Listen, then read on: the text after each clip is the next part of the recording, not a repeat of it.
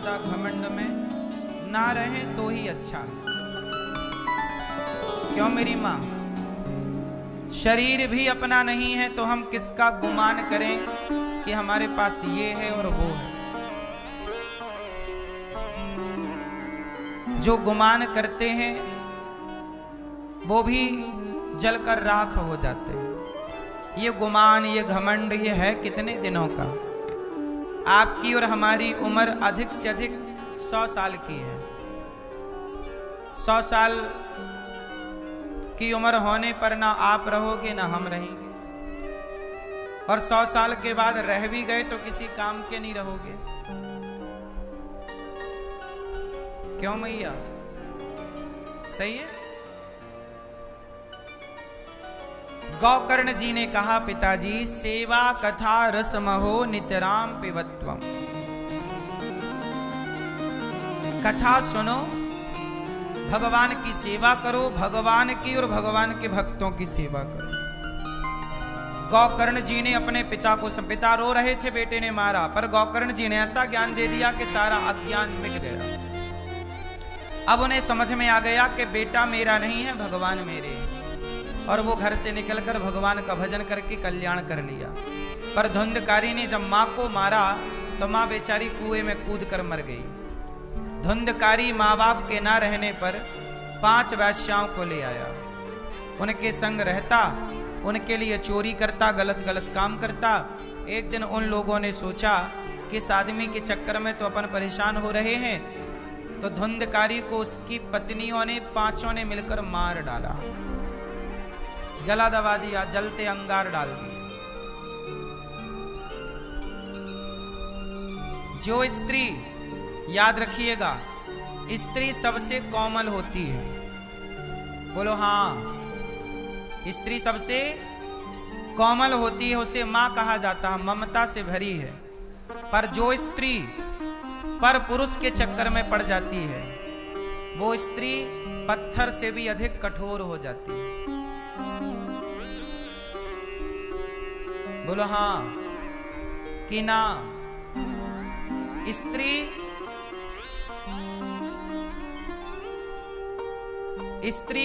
रुई से भी ज्यादा नरम है, पर वही स्त्री कुसंग में पड़ जाए और पराये पुरुष के चक्कर में पड़ जाए तो वह पत्थर से भी कठोर हो जाती है। उदाहरण देखना है तो अभी वो राजा की घटना याद होगी आपको। इंदौर में पति को घुमाने ले गई, पति का मर्डर कर दिया, खुद भी थी उसमें इन्वॉल्व, और सोनम नाम की लड़की, उसने एक पराये पुरुष के चक्कर में ही तो अपने पति को मारा। अब मैं आप लोगों से कहूं कि आपको किसी का मर्डर करना है तो यहां बैठी कोई भी स्त्री किसी का मर्डर कर सकती है? आप में इतनी हिम्मत है कि आप किसी का गर्दन गला काट दो? बोलो। जिस देश में, जिस संस्कृति में चींटी को मारना भी पाप होता हो, हमसे तो चींटी भी नहीं मरती, हाथ कांपने लगते। क्यों मारे बेवजह चींटी को भैया? क्यों मारे? हाँ या ना? हम चींटी को मारने से डरते हैं, डर लगता है कि ईश्वर पूछेगा क्यों भाई, वो चींटी क्या तेरे खजाना लूट रही थी जो तूने उसे मार डाला? पूछेगा ना सवाल ईश्वरीय हमसे।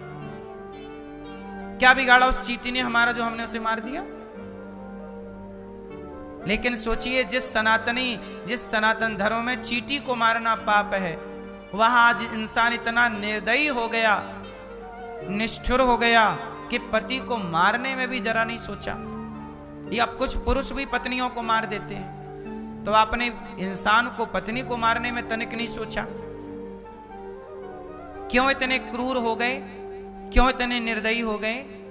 क्योंकि पराये पुरुष से चक्कर था। चमड़ी की भूख मिटानी थी। हाँ या ना? इस चक्कर में आपने मार दिया। इसका मतलब यह हुआ कि धुंधकारी की पत्नियों ने भी धुंधकारी को मार दिया, क्योंकि वो धुंधकारी के पास पैसे के लोभ में आई थी। वो ना जाने कितने पुरुषों के पास रह चुकी, वो स्त्रियां बहुत खतरनाक होती हैं। वो स्त्रियां कुछ स्त्रियां बहुत खतरनाक हैं, जिनका पर पुरुष से संपर्क है, पराये पुरुष से टच में है। ऐसी स्त्रियां कुछ भी कर सकती हैं। हाँ या ना? वो अपने पति को मरवा दें। केवल पति ही नहीं मेरी मां, कुछ केस तो आपने सुने ही नहीं। कुछ स्त्रियां ऐसी भी हैं जो पराये पुरुष के चक्कर में, उनका बेटा था तो बेटा है, अब कहां लेके जाए, तो बेटे को ही रास्ते से हटा दिया।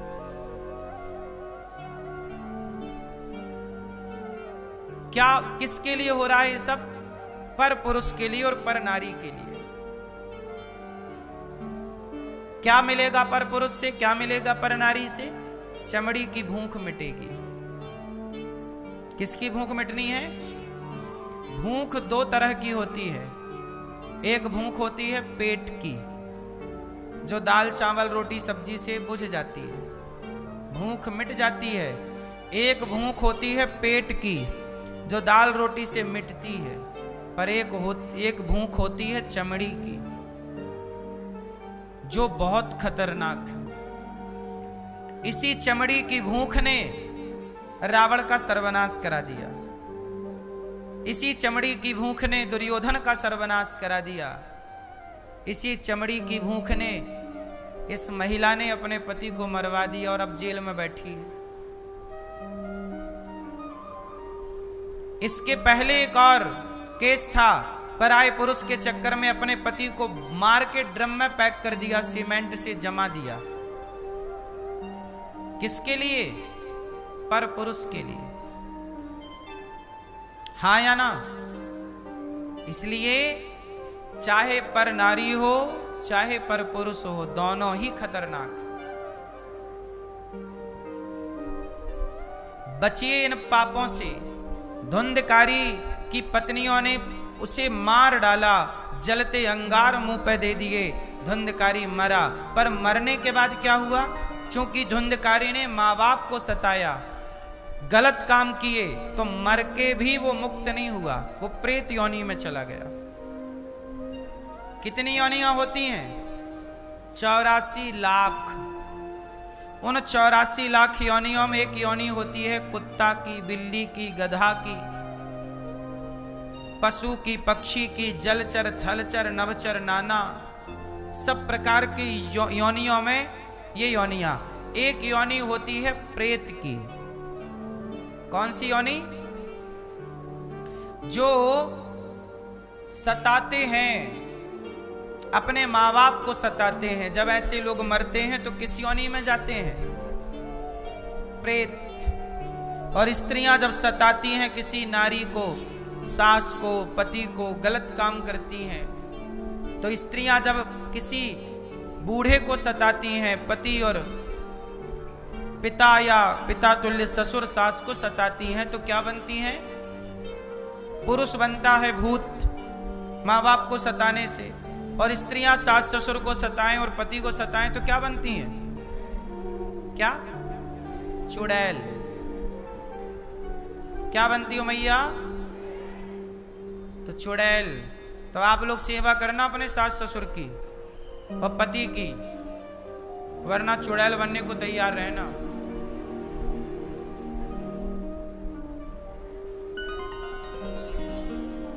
तो प्रेत योनि है। कौन सी योनि? धुंधकारी क्या बना? जोर से। प्रेत बना। अब जब प्रेत बना तो क्या करे?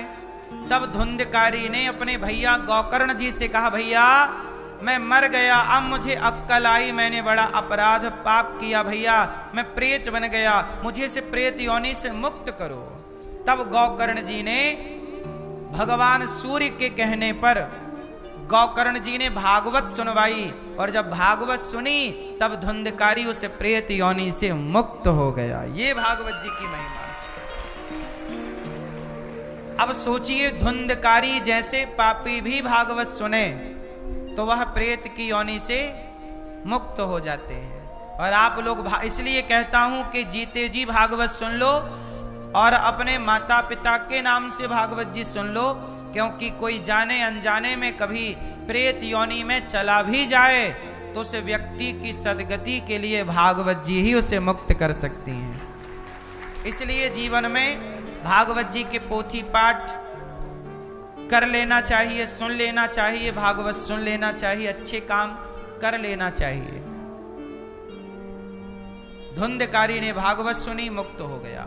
गौकर्ण जी ने दूसरी बार भागवत सुनाई, वहां जितने जीव थे सब मुक्त हो गए। सच्चिदानंद रूपाय विश्वोत्पत्त्यादि हेतवे तापत्रय विनाशाय श्री कृष्णाय वयं नुमः। सच्चित आनंद, भगवान कैसे हैं? सच्चिदानंद। भगवान ही सच्चिदानंद है, वही मुक्त कर सकते हैं सबको कहीं से भी। भगवान सृष्टि को उत्पन्न करते हैं, पालन करते हैं, संहार करते हैं।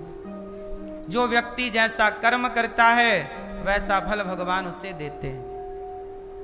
सुखदेव भगवान प्राकट्य हुए, सुखदेव भगवान को नमस्कार्यम प्रव्रजंत मनुपेतमपेत कृत्यम द्वैपायनो विरह कातर आजुहाव पुत्रेति तन्मयतया तरवो विनेदुस् तम सर्वभूत हृदयम मुनिमानतोस्मि।